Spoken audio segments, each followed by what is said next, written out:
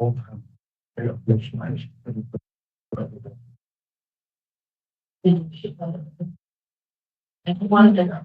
on my computer check. It's just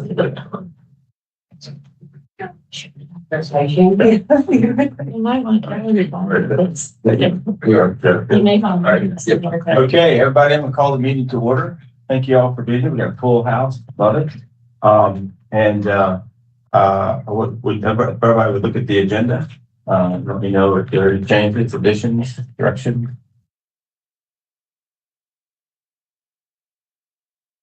Question for the agenda. So we Second. All in favor? Aye. All right. And let's see, before we go to minutes, I'd like to go ahead and go around this week. We've got a neighbor in here, and so we've got a full house. We've got a new appointee. So I'll start off. Trip Butler. Yeah, so before we go, I just want to let everyone know a new policy of the Board of Supervisors is streaming meetings. So this is our first meeting that's being streamed and will be recorded on YouTube. So just want to make sure you're aware that meetings moving forward will be streamed and broadcast. I made him aware that Dave's not allowed to yell. Right. Anyways, so thank you for that. That's a good idea to share that. But Trip Butler, local banker in town, and a town resident, town appointee. Paul Bates, Culpeper Board of Supervisors. I'm Sue Hanson, Culpeper appointee, and I run the New Pathway Center. Mary Ellen Turner, probably 48 years of retail experience. My mom's from Culpeper, and I'm very interested in the development and the well-being of our community. Gary Desley, I'm a county appointee. I'm from Jeffersonton and 50 years in businesses all over the world. So good to be here. Glenn Hofer, I'm on the board of directors of Culpeper Renaissance. I'm the advisor to the board for 5-way town manager. Amy Frazier, president and CEO of the Culpeper Chamber of Commerce. Dave Jones, I'm CPA. I have a small firm here in town. Winona Fritz, Culpeper County Economic Development. Brian from the Culpeper County Economic Development. Max Sturmer, town council member, and slightly late. I'll do it. I like to do the third for me, but I can't do that anymore. I'm sure. That's fine. Right. Okay, so we have had a couple of meetings, or a couple of months where we did not have meetings purposely with other events going on, and so you have minutes in front of you from our May 8th meeting. Everybody had a chance to review those, and let me know if there are any changes, corrections, updates. Hearing none. Is there a motion to approve the minutes? So moved. I approve. Second, all right. Second, yeah. All those in favor? That was the most excellent meeting, by the way. It's best ones. Okay.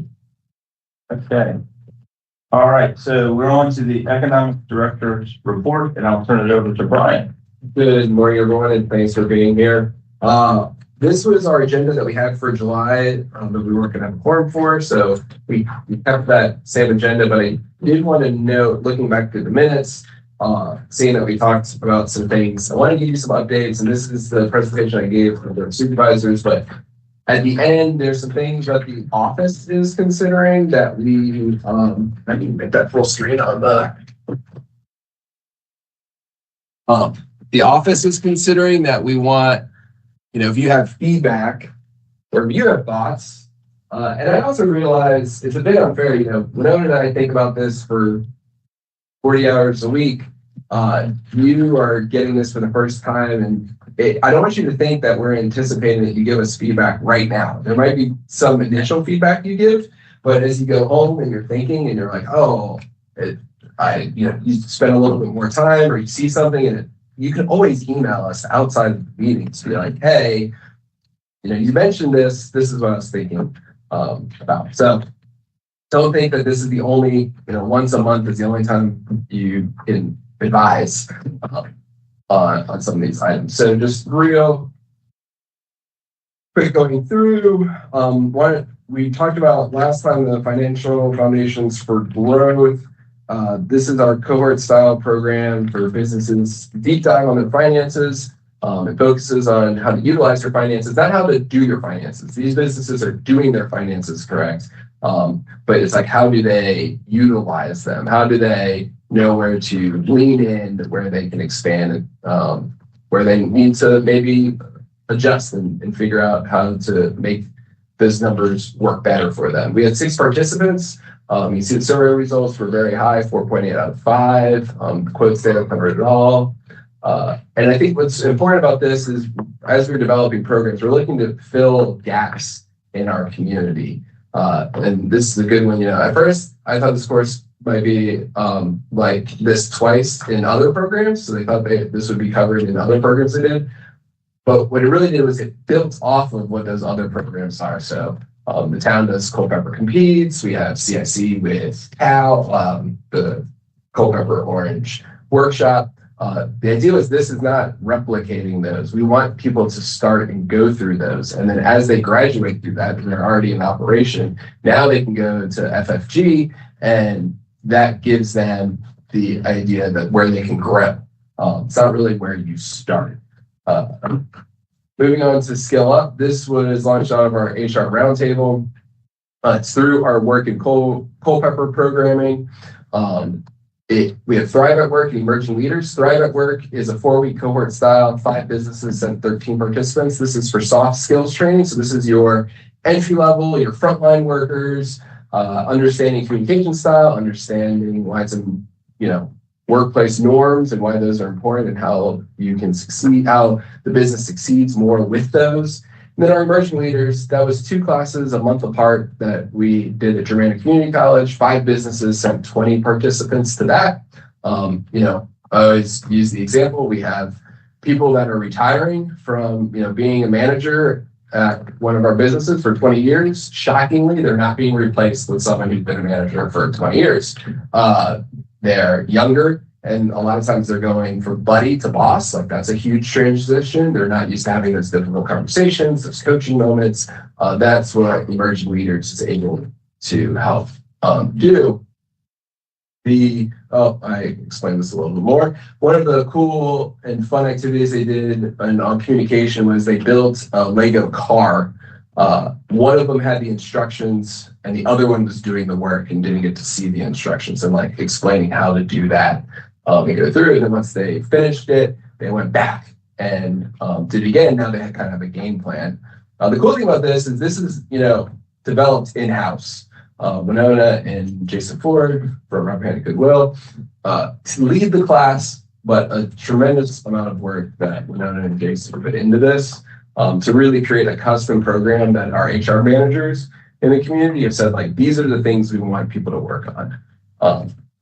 So really, really proud of that. When we talk about EEL, emerging leaders, like I said, this was through Germanna Community College. Again, HR managers are the ones that kind of pointed us what they wanted, and then we went with Germanna and developed that type of programming. And you see the feedback, separating friendship from employee, learn to be more clear and assertive, didn't over-explain my decisions, some positive feedback. But this is where the office is really thinking about, now that we have these programs, we really feel like the infrastructure of our office is developed. It's been 5 years in the making of how I wanted to build this office. And we're there. And now it's like, how do we optimize these? Example for C3 that you saw in your last minute, we had just after the last time we met. It's not really working for us in May, so we're reviewing how do we move that earlier into spring. It's probably best if it was moved out of May. May is a very, very busy month for people. See, I mentioned Jason and now he walks in, so we should have just mentioned him earlier.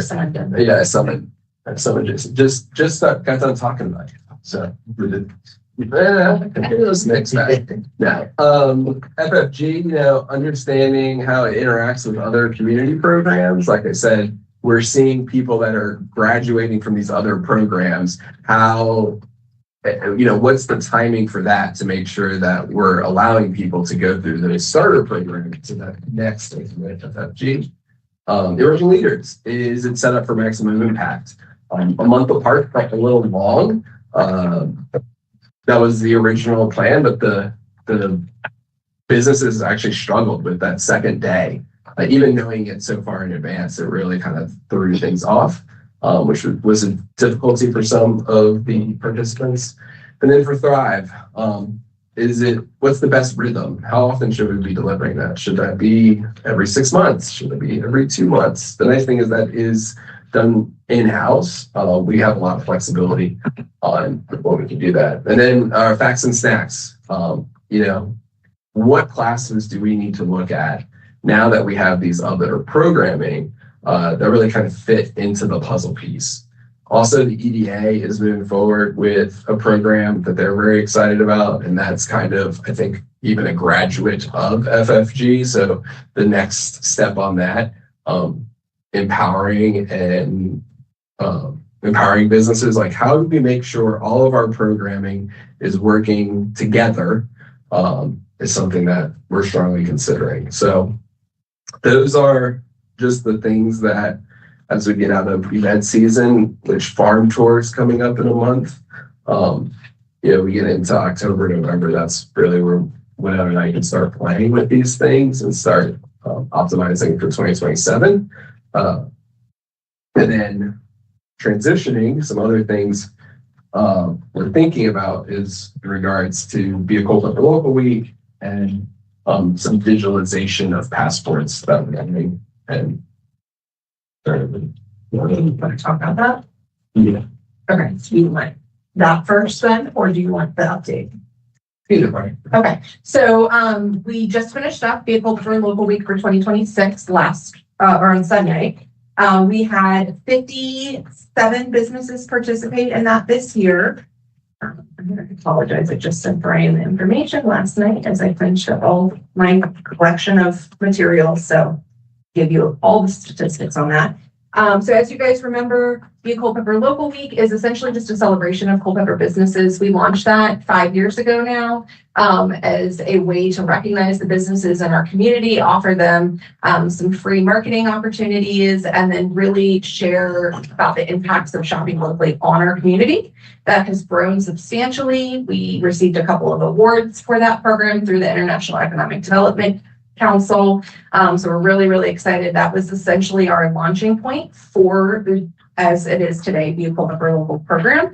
It gave us our foot in the door with businesses, let us start to build those relationships, which has allowed us to have the Culpeper County Conference and Facts and Snacks and Financial Foundation. So we're excited to be celebrating 5 years this year.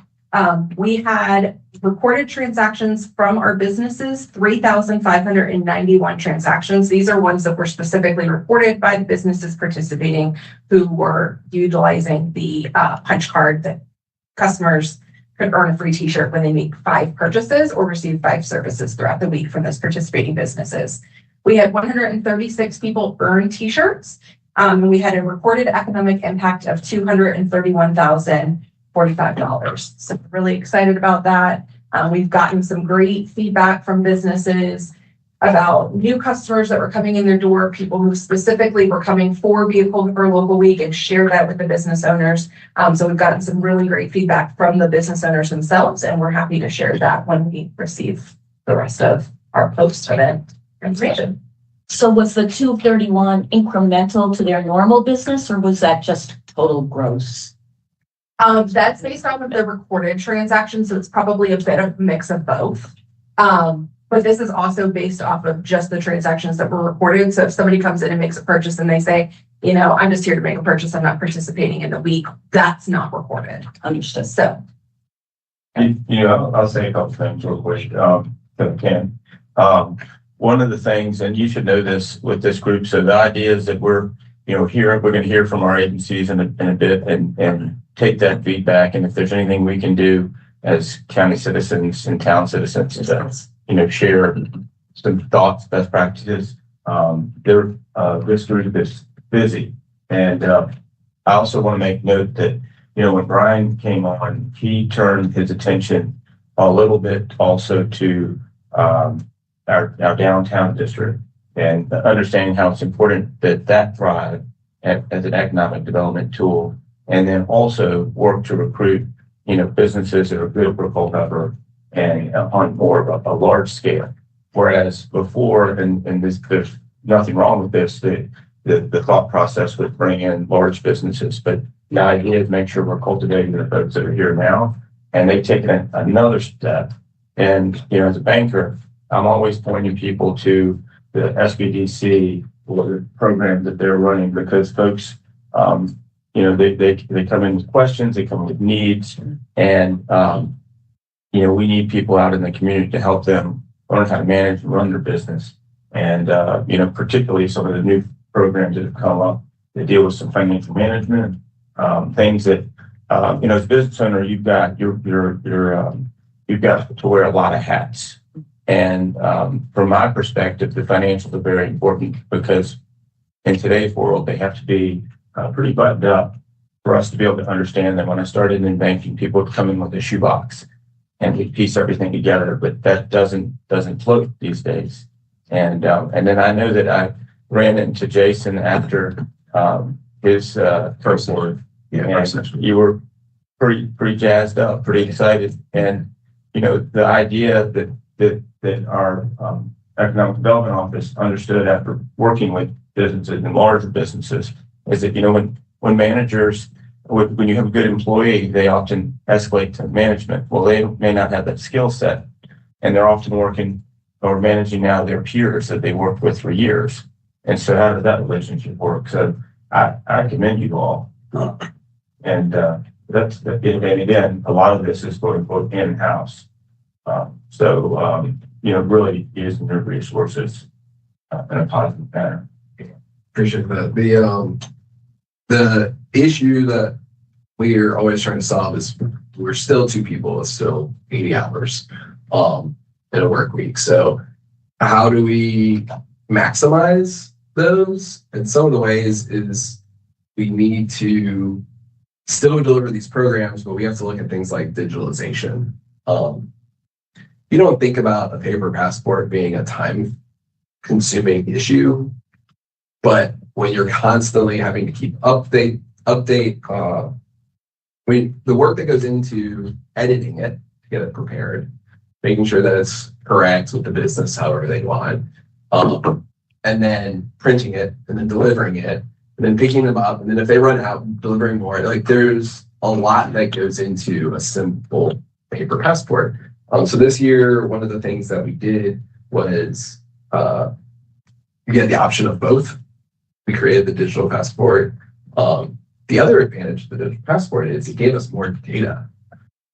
Because if someone records a transaction, we would know from the business because the sticker had come off of their sheet. We know how many stickers they had, and now that they've lost a sticker. So if someone didn't turn in the passport, we at least know, hey, a transaction happened that didn't result in a T-shirt. But with the digital passport, we know where the transaction, we know exactly what else we can. So essentially, that's a good summary of it. So as you guys might remember, back in February, we digitalized the Citizens Culpeper beverage trail.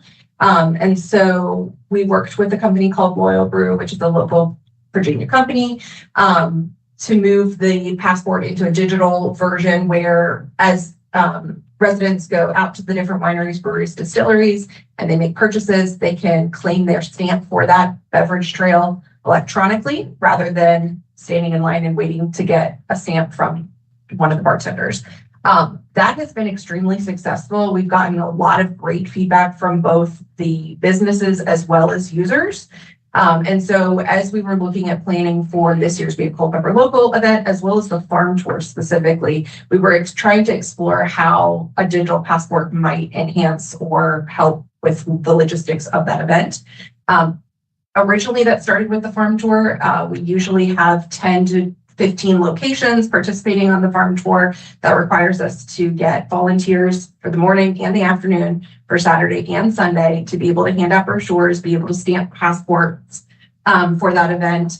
In addition to some issues that we were having with the brochure, as Brian has shared, I usually work on the farm tour 10 to 11 months out of the year for planning purposes. A huge chunk of that is actually the planning of the brochure and going back and forth. It requires our farms to start thinking about what they're going to do in September, back in February, and trying to plan if they have vendors there, if they have food trucks, what all of those activities are going to look like, the timing of those things. And so it puts a little bit of a burden on the farms for them to be thinking that far in advance, because I need to gather that information from them, create our brochure, send that proof to them for them to look at. Now sometime in between they might have had a change, and now we have to update that page again. And we have to get all of those things ready to get the brochures printed 6 weeks in advance of the event. And so when something happens and something's changed in that time frame, there's no way for us to update that. So we really have been looking at the brochure to understand, is that the best way to manage that event? And with the success of Sips of Culpeper being with Loyal Brew, by making our passport for the farm tour digital and being able to update the information for the farms in real time, I can literally sit here on my phone, update it the day of if something happens. It will also allow us to take that burden off the farms for the brochure proofs and the turnaround time and all of those things. So as we were exploring that for farm tour, we looked at it for the Culpeper Local Week as well, as Brian alluded to, with 50 plus businesses participating. That requires me to physically drive to 50 plus businesses to drop off supplies and go back out and resupply them and go back out and pick those supplies up.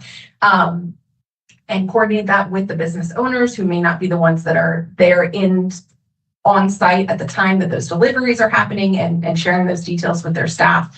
And so really the digitalization was a twofold of, it's worked really well, that it was beneficial for the businesses that are part of Sips of Culpeper and on the customer side. And so we were really excited to bring that. It does come with some drawbacks. Few people want to use the digital passport, especially with the Culpeper Local Week, where we've had a handheld passport. Is that what they're used to? Is that what they want to do? Do they want to have to upload things? Do they want to have their location on as far as farm tour goes? And so those are some of the things that we've been thinking through, and we would love to get some feedback from you guys on how do we make that? Yeah. So how do we make that transition better? I mean, literally digitalizing the farm tour and Sips of Culpeper passports has saved us probably 40 plus hours this year. More than that. Yeah. Which allows us to do more programming. And from a budgetary standpoint, the brochure has become the most expensive part of farm tour, just as an FYI. And the second most is t-shirts. So like when you have a volunteer, you give them a t-shirt. If you're able to cut out a lot of those things, not only do we get more hours that we can do other programming, but we also get more dollars that we can utilize for more programming. But the drawback is digitalization is hard. And it's really hard to explain to someone, I need you to do it on your phone because this was 80 hours of work. It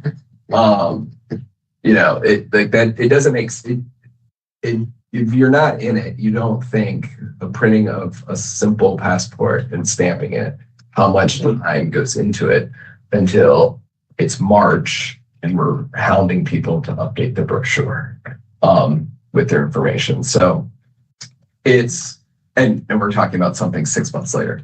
So the real thing though is, how do we champion the best of the digitalization of this? Because it's something, it's happening for farm tour.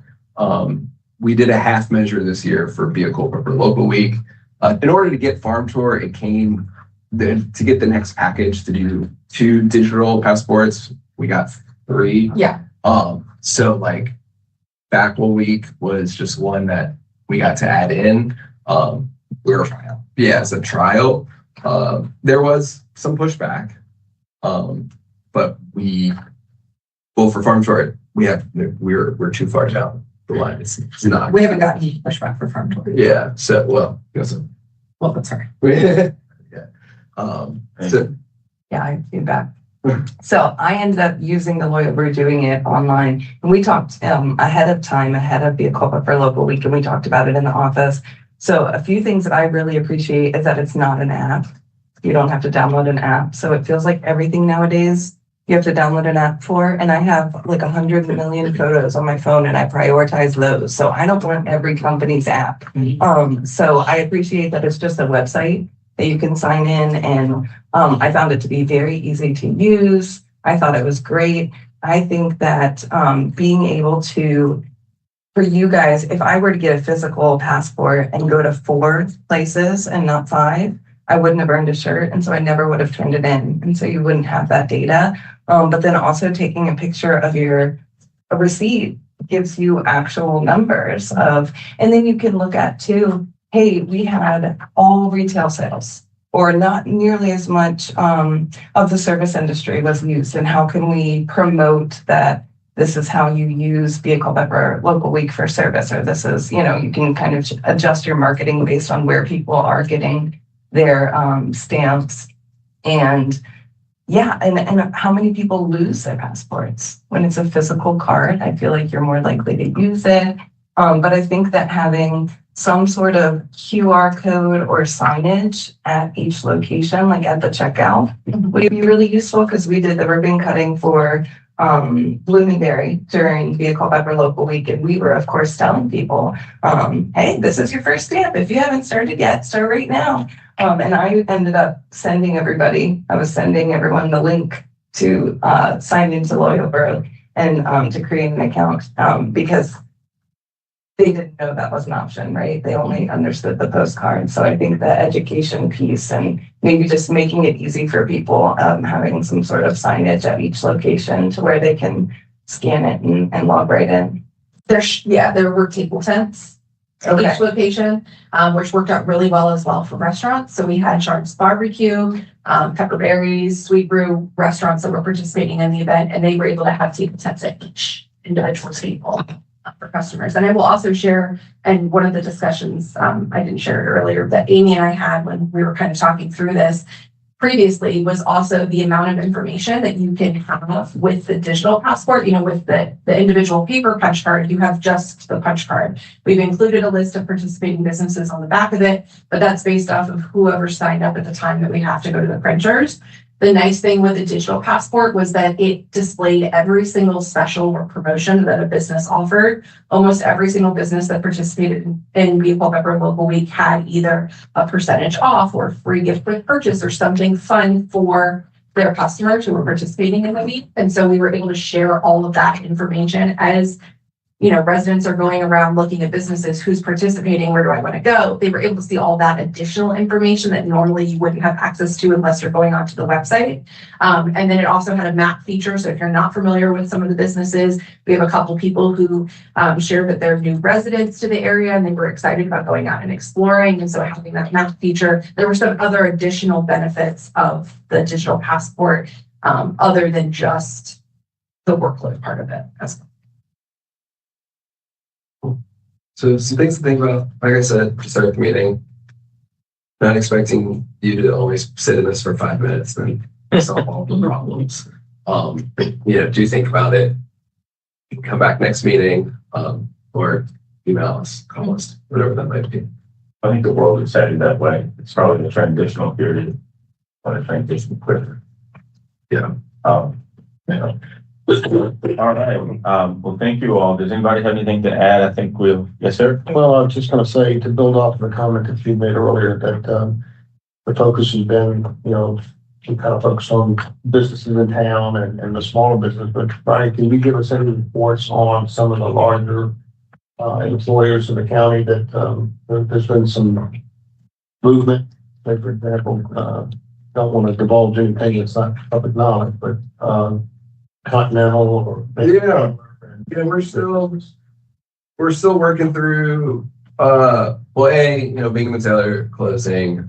I know that they're having some transition with employees that will support however necessary, as I tell businesses that unfortunately, we've, gone back to back with Continental in 2024. I was being Taylor. My goal is that they're as successful as long as they're in Culpeper. And I hope that they extend that. Obviously, that's probably not going to happen, but we want them to be successful. And then, of course, we want the residents to get local jobs as much as possible. And we work with other employers to help foster at that. We are constantly, there are 95 counties in Virginia, some 30 something other cities. There are not 130, 120 announcements of economic development every year. It's hard. Manufacturing is extremely hard right now. That it's contracted significantly, but we're still chasing that. We've had positive conversations. We hope that we'll have something here soon. It's been busy. That building has only been on the market this year. The building is not on the market, was not available last year for a variety of reasons. So we are working with the building owner. We have nothing specific yet, but we've had promising conversations that we'll continue to work on. One thing though is we are seeing, I've had more industrial inquiries in the last month than we've had in the last 3 years. Now, that being said, inquiries you can't get a win without an inquiry. Just because you have an inquiry does not mean you have a win. So we're working that way. Our market is definitely becoming more attractive. We are seeing the growth of Northern Virginia and the difficulty of doing industrial in Northern Virginia start to export, which is what I always anticipated. When I came here, believe it or not, 5 years ago, September 1st, that was one of the things I mentioned, that I thought we were a good landing spot for someone that was trying to do something that wanted the Northern Virginia market, but couldn't either afford or get a spot or get permitted, that we would be a good landing spot. And we're starting to see that. We're starting to see another exciting development is we're starting to see industrial developers look at land here, industrial land here, which is exciting because we have a lot of landowners that their probably biggest asset is the land itself. But they don't have the wherewithal to put in water and sewer, to figure out gas, to work on site plans. Like those are complicated things that Larry landowner can't accomplish. And we're now seeing property under contract with industrial developers who would prep the land, sell it, or lease it, which is a tremendous assistance. We also, the data centers, we're starting to see the just-in-time vendors put feelers out. So those could be your HVAC technicians, your piping, plumbing, people that service data centers, the vendors of data centers. They're starting to feel us out. I wouldn't say any more than a phone call. Is there anything available right now that I have to get? No. Okay. We'll talk soon. I've always said though, with the vendors for data centers, I felt very confident. I felt better about our location than others because we are an hour from Ashburn, an hour from Fredericksburg, an hour to Louisa. And those are really the 3 big hubs. I know it feels like we have a lot here in Culpeper. We only have 1,000 acres of data center space, which is not insignificant. But when you're looking at Louisa has multiple thousands, the Spotsylvania, Stafford has multiple thousands of acres. We're a good kind of nexus. So that's where we are with that. We are seeing a little bit of uptick in the manufacturing. The biggest thing though with Continental is we have a building. And a building brings you a lot of attention because if you want to do something quickly, you need a building. On the flip side, with some of our industrial developers that are under contract, a building is sometimes your best for sale sign for another property. So, because they'll come, they'll look at the building and they'll be like, I love the building, and I want to be up quick, but it doesn't meet everything I need. Let's just go build in the same community, mile away, 2 miles away. So we're getting there. I feel better about our prospects today than if you were to ask that same question 2 years ago. 2 years ago, there were nothing. Not much was moving. A year ago, not much was moving, but we're getting positive conversations. But again, you can't catch a fish unless there's fish in the water. Just because there's fish in the water doesn't always mean they're all going to bite. So we're working through it. We're hopeful though. Just a side note on that, I did hear a rumbling that Bill and Taylor will not be closing the entire operation. I heard that there's a PVC side and a cast iron side, and that the cast iron side is what's moving out, but they're going to probably be keeping the PVC portion of it. And that historically has happened in Fredericksburg. Okay. Yeah, that is employees will do that. If they want, we'll do it. That's right, it's for the Well, Well, if I interject here, you know, we've done a lot of business in Cook County. And a lot of our subs and all that are very upset because they can't buy land. $1 million an acre, whatever those data centers are doing. And I got to believe, I mean, they're looking further and further out. I have to believe that migration is coming down here, is it not? Slowly, but yes. We've seen that a couple of times. We've seen that by the airport. Specifically, there's one operation that came down from Manassas to go up there. We are seeing that. Or on the flip side, they have land that's now worth $1 million an acre that they bought 30 years ago, and they cash out and can move their operation. So we do see a little bit of that. Our real estate partners have seen that too, have specifically mentioned that outflow. One of them said, you know, remember when you told me a couple years ago that outflow? I'm now seeing that. I was like, I told you it was going to come. So that felt like a good win, but we are starting now. Have you set up any kind of a metric or timeline? Somebody inquires, they want X, Y, and Z. Next thing you know, they're buying property and they're building a building, whatever. Is that a 4-year, 5-year, 10-year as a rule? As you're seeing it down here, because it gives you an idea of what's coming. If it has zoning would take 6 months.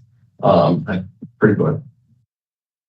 It would take about 6 months. Site plan would take about 6 months, and then your site work would take about a year. So, if someone comes in, takes raw land, rezones it, you're at least 2 years before you're going vertical.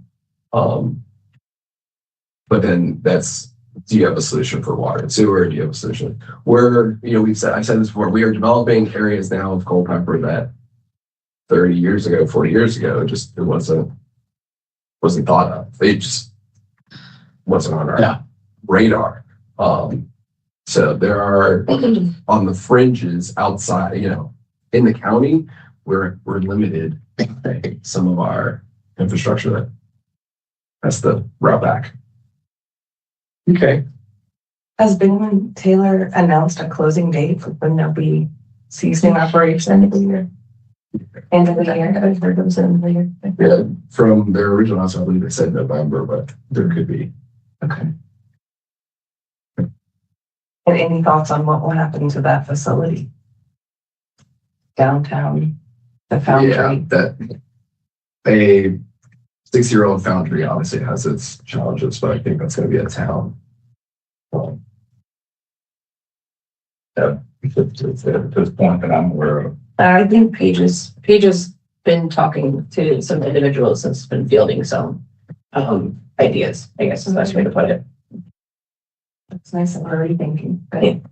Paige's always on it. yeah. It's literally the definition. Yeah, yeah.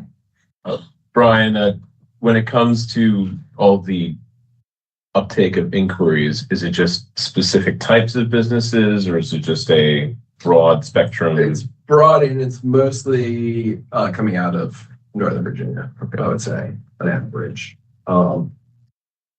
We have a handful of active leads that are all Northern Virginia businesses that are either need expansion. Actually, all of them need expansion, not relocation. It's a satellite operation. And so the satellite operation is going to bring, hopefully, understanding the inquiries or not. Yeah, it'd be more production, keeping production close. Okay. Which is exciting. Yeah. Ideally, I would like both production and design.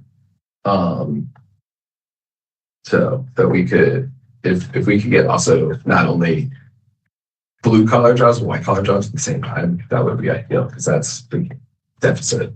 I mean, honestly, anything to just fill the empty structures that we have existing or just raise and rebuild, because Continental Tire, I mean, even in town, the bowling alley, whether or not that's industrial or commercial, just something to be able to use the existing space that we have.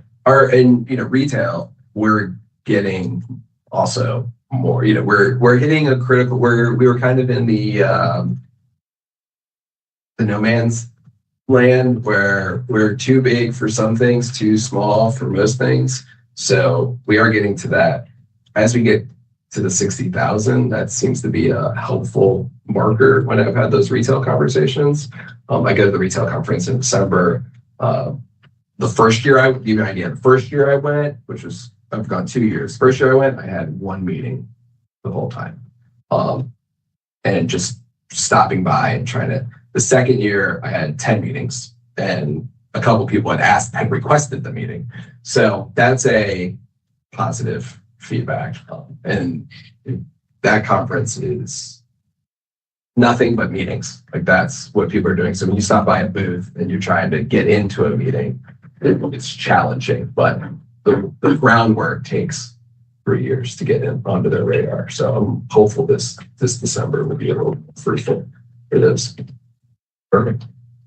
All right, good discussion. So let's go ahead and move on. Any goals, objectives, actionable items you guys have? Feedback? All right.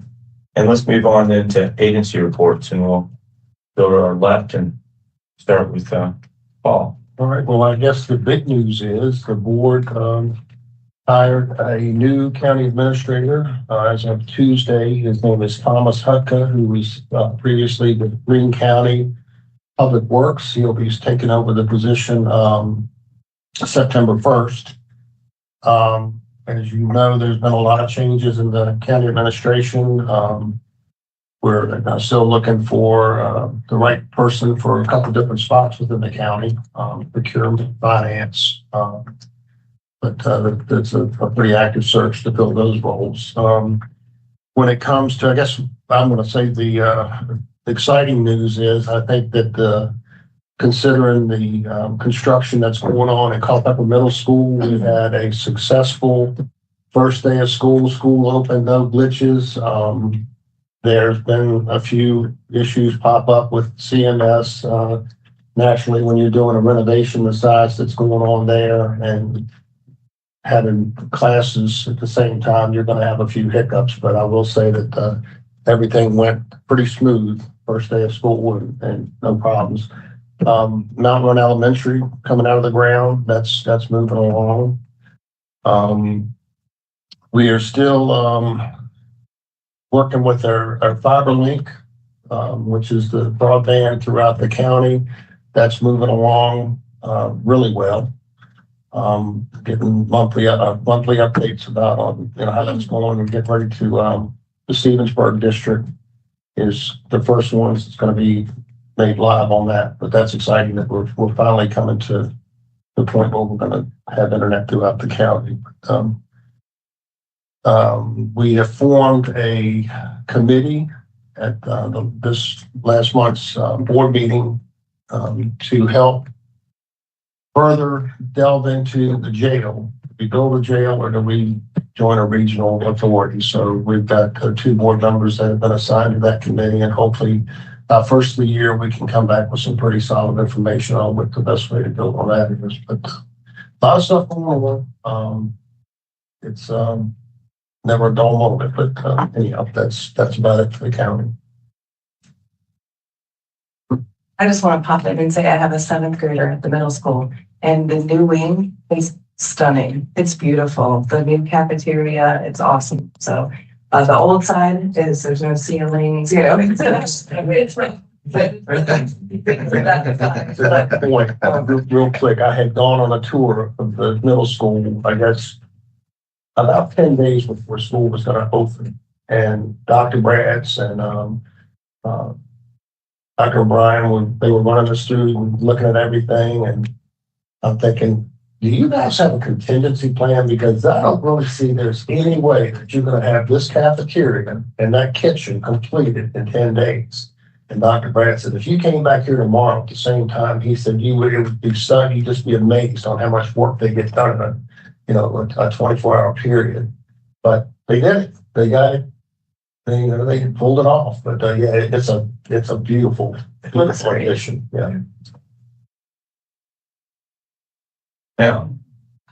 Well, it's been a few months since we've gathered here, but we are continuing to obviously support the growth of the town, and we've had an interaction with the county in regards to not just, I think, the jail, but also the courthouse. And so, Chris, I'm sure you can chime his 2 cents in there, but we are still working diligently for y'all, and just keep messaging us with any concerns or bringing stuff up to the town. We love hearing from the public in the forum, and I don't think there's enough people given their 3 minutes every meeting. So thank you very much for everything y'all do. Okay, building on some interesting new things that we've got going on. We've started a Culpeper Triple Play Challenge, and it goes through August 31st. If someone shops, dines, or plays in 3 downtown Culpeper businesses, upload 3 receipts to enter the chance to win $200, and upload a selfie inside one of the 3 businesses, and you get a bonus entry. So you can get an entry for every 3 receipts. So it's building on Be a Culpeper Local and just continuing it on, getting people to stay excited and keep buying things and getting electronic receipts so that we don't have to have sorry.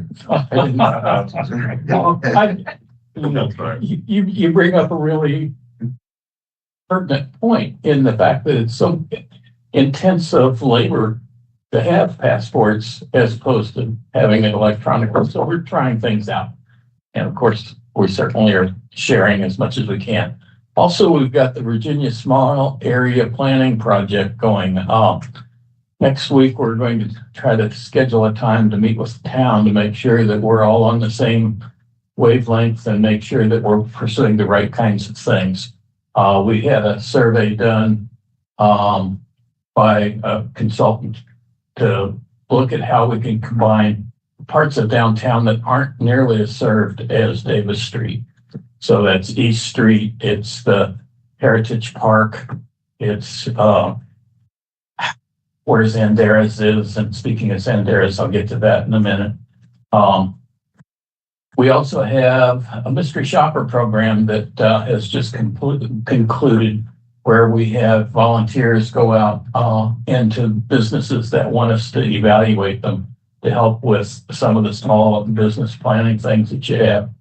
So we have people, volunteers, some of our CRI volunteers, and we give them a certain amount of funds and they go into the businesses and evaluate them on the overall running of the business, and then we provide them feedback. It just concluded. I'm supposed to get the data today or early next week, and then we'll put it together and share it with everybody.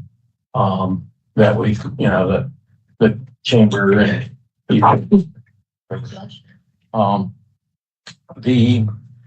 this week we had a meeting with the Virginia Main Street Department of Housing and Community Development. There's a number, there were like 15 or more different entities in relation to the Zanderas and the Culpeper Machine Shop buildings, and working on getting grants. And Paige was able to put in for a grant in like no time at all, because it had just opened and was closing very quickly. So a number of different groups getting together to see what we can do about rebuilding the building, and the owner of the building very much wants to rebuild it in the current style. But with the bricks and things that we have to do a bunch of those kinds of things. But there's a whole task force now really looking at how we can capture that building and the essence and bring it back to life in downtown, and then tie it into the whole East Street corridor and to the park. Possibly have more of a plaza for people to eat at and things as well down there. The farmers market. If you would be interested, this Saturday at 8:30, we're going to make a presentation to the church. The farmers, the vendors have gathered $735 to give to the church for using their parking lot. CRI is going to match that. So we'll be giving the church $1,470 for using their parking lot. They've been absolutely great partners. We use their restrooms, we use their power, and we use their space. In the future, part of the Heritage Park, we'd like to be able to put a full-time market structure there so that we could provide shade to the vendors, restrooms and things like that, which is part of the meeting that I talked about, where we want to get with the town and make sure that we're all on the same page, make sure we're not wasting any resources, because there's some real opportunities for benefits down there. Also, the farmers market is competing in America's Farmers Market celebration to show how much the community loves its market. So if you visit the farmers market media pages, there's a link to go vote for the best farmers market in America. We've got a really good one.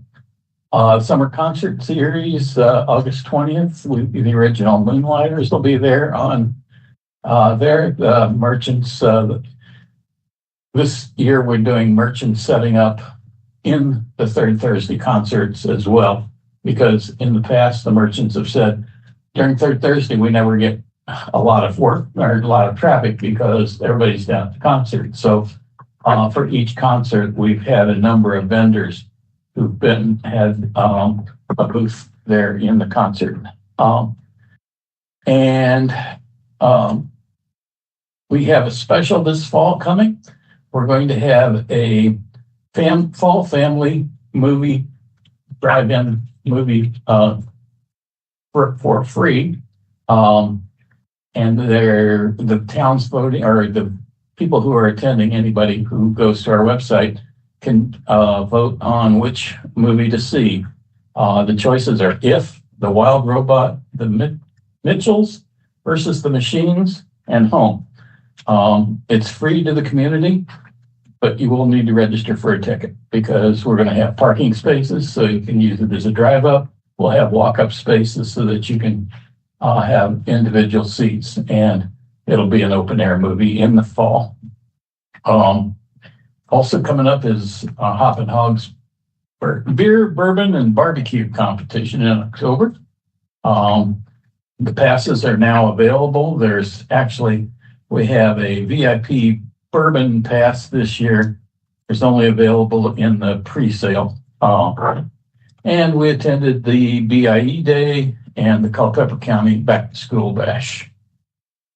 And we do continue to print 2,000 of the shopping and dining guides every month and distribute them.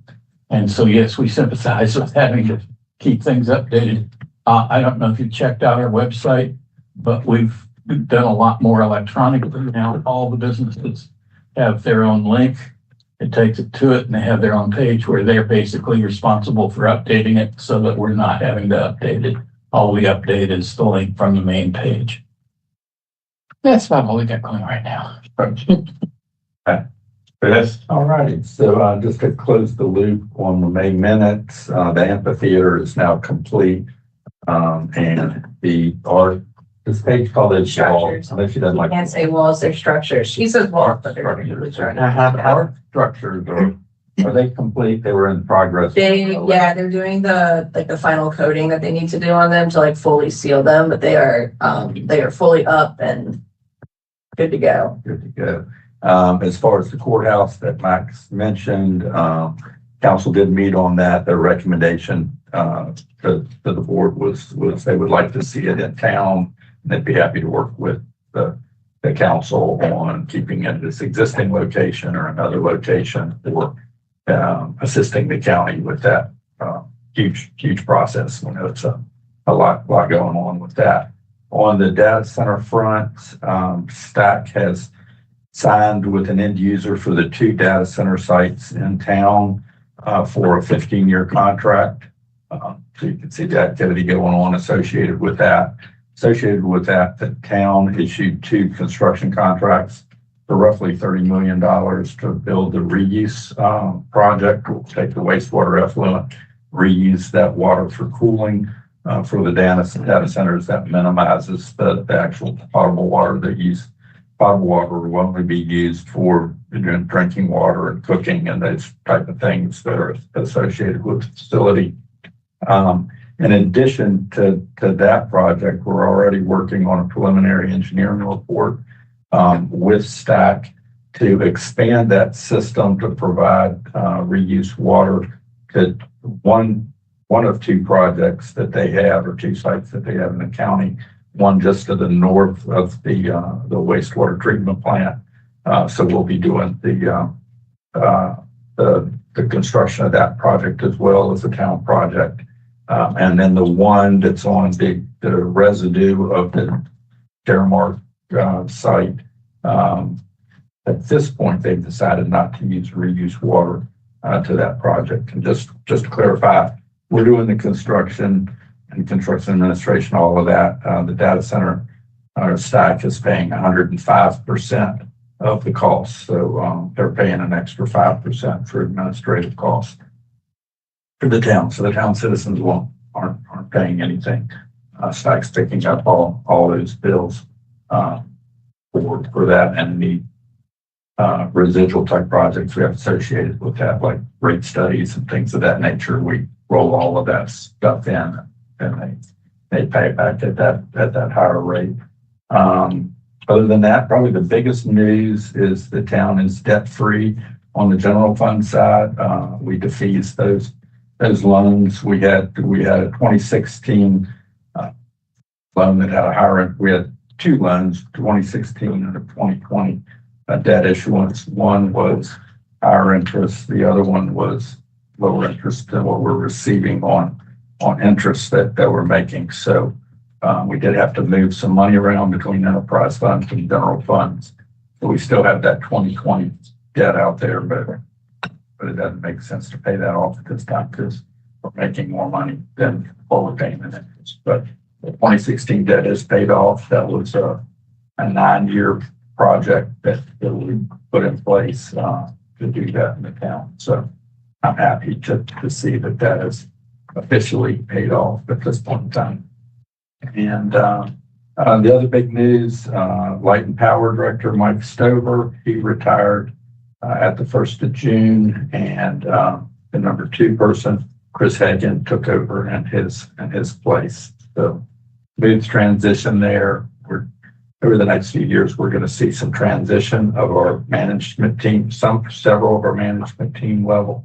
But we have folks in the rings for all of those folks that we've identified as being retired. We have people already targeted for that, although it'll be open for whenever we advertise the positions, but at least we have someone that would be a real good fit that we have in place. So that's all the things I know of what's going on in the town, other than getting some emails while I was on vacation that everything is good. So I didn't get any, this is a problem emails. So I was happy for that. That's great. That's all I have. Chamber. Yeah, so the chamber's been very busy. So one exciting new thing that's happened since the last time we all met is we have welcomed a new staff member to our office. So we are now 3 full-time and 1 part-time at the Chamber of Commerce, which I believe is the largest our staff has ever been in 112 years, which is really exciting. It just really opens up a lot of capacity for us. So Amanda Lane, who was previously with People Inc., is now our events coordinator. And then Sarah Langland, who was our acting events coordinator, has transitioned into a membership and marketing manager role. So we are just really excited. We're going to do a lot more outreach with members, more bringing in of new members, more marketing on what our members are doing, and just have a lot more capacity in our office, which we're excited about. We're also planning to really do more with the Futures Foundation, which is our 501c3 nonprofit. One thing that's on the horizon that I'm working with Rob Holman in the school system on is National Civics Bee, probably for next school year. So the middle school will be done, and it'll be for 6th, 7th, and 8th graders. And it is civics education. It'll be a live bee, and there's cash prizes, and then top students move on to state, and then there's national competition as well. So really exciting prospects of things that are coming down the line. Next week is our Wheels for Heroes program. So we've been putting out the word.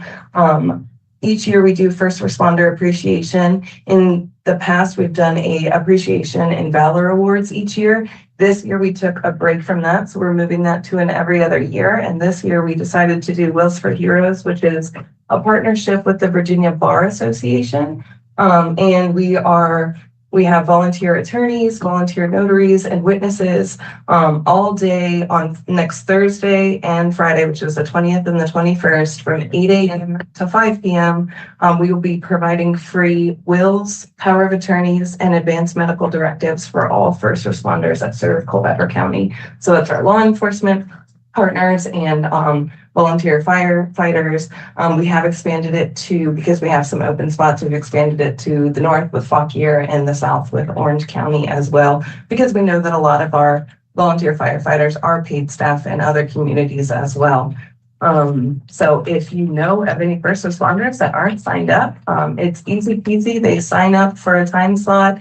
There's about a 15-minute video that they have to watch, which is basically, what do you need to think about? What do you need to talk to your family about before coming? What documents you need to bring with you? That way they're ready to go for their time slot. Awards for our annual meeting and awards banquet.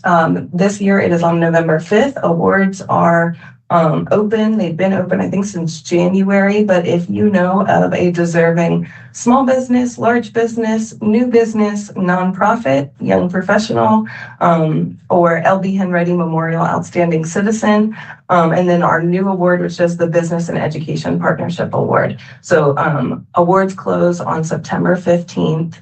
It's culpeperchamber.com/awards, and you can nominate right there.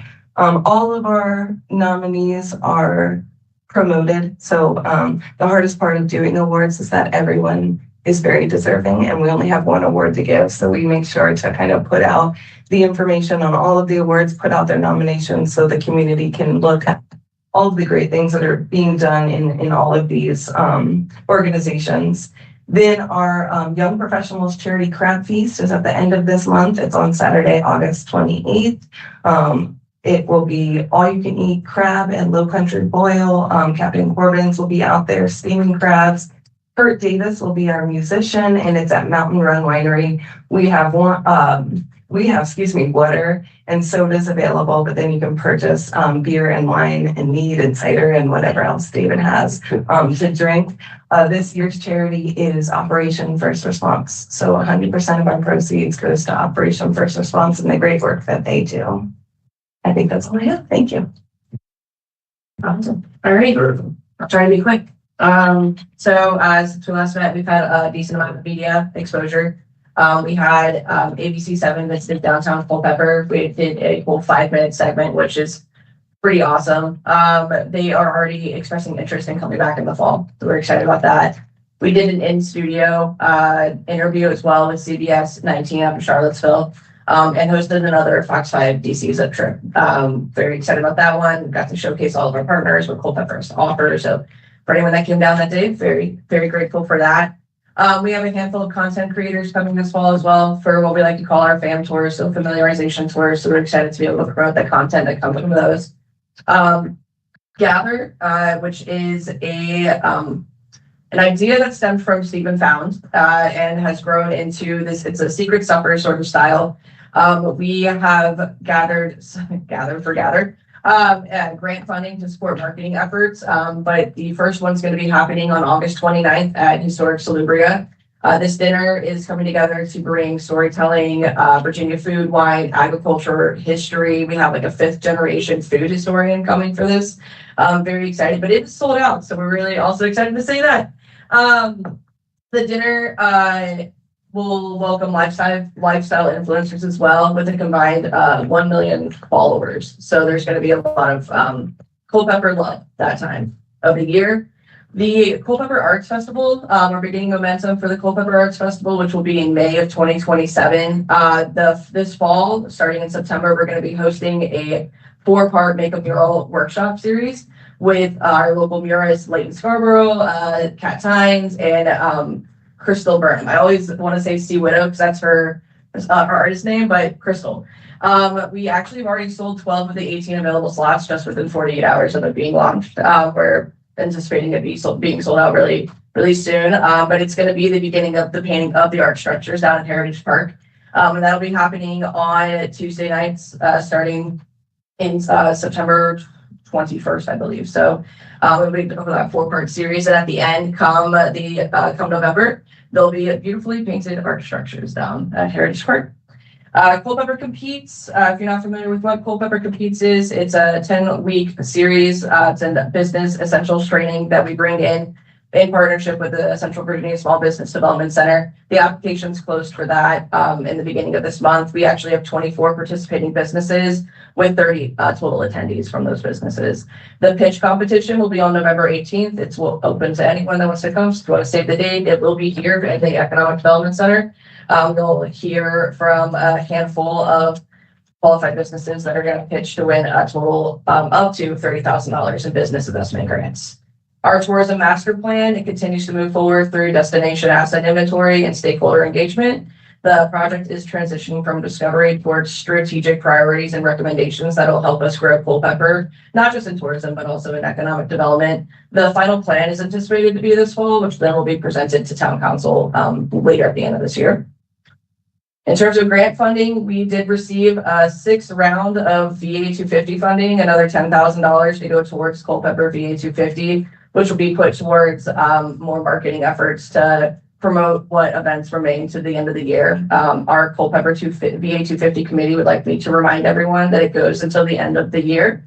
It didn't just stop on 4th of July. So there's events that's going to be coming through until the end. We also received Virginia Commission for the Arts Creative Communities Partnership grants as well. And then to kind of add along with what Glenn said about the Zandros location. So the grant that we submitted was the Industrial Revitalization Fund. It would be up for a potential of $1 million in grant funding, or if it were to be awarded. And I want to make it kind of clear. Paige wanted to make it clear. There is an $11 million in request. There's $3 million in funding available. So it's very high. It's highly competitive. We're hoping for the best.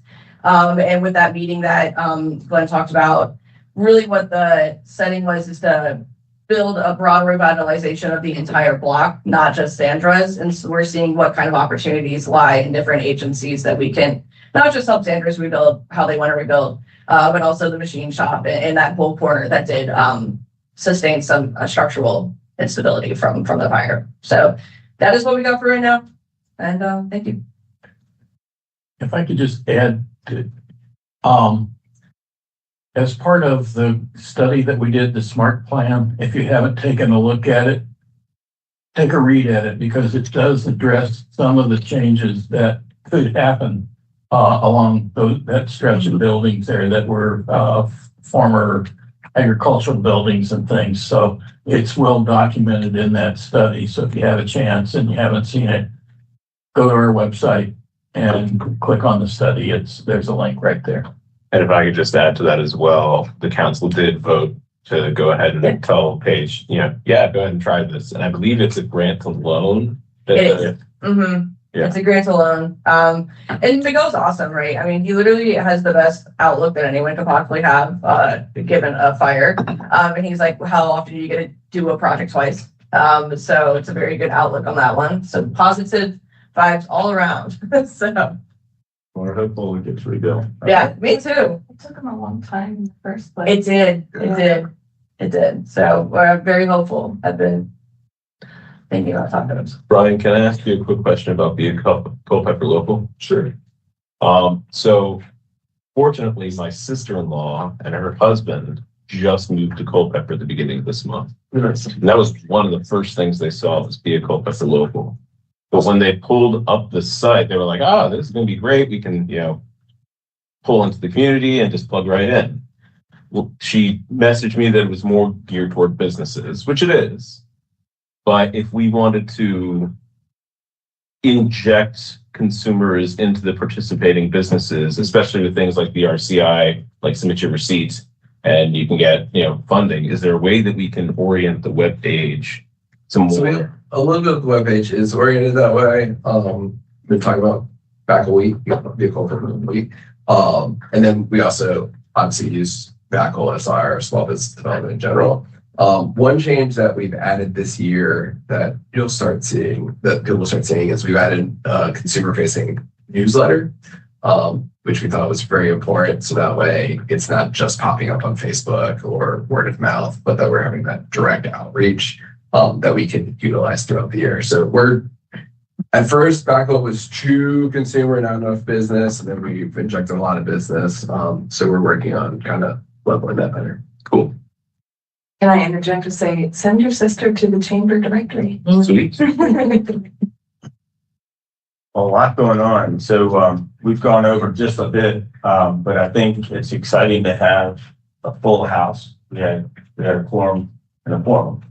And then we also had all of our agency participating. So a lot happening. This is a very exciting time for the county and the town. And I love the fact that there's great interface with both bodies. I think that's very special. And a lot of communities don't always have that.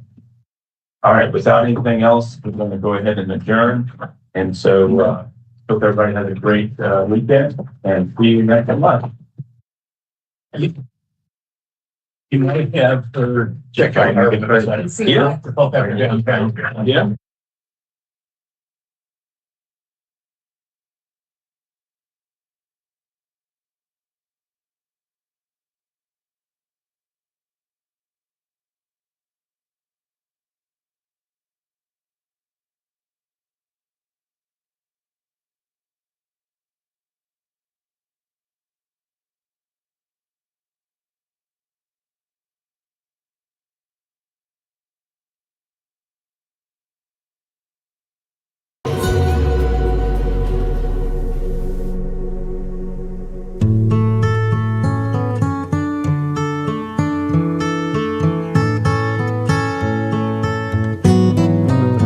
When you're down and troubled and you need a helping hand and nothing is going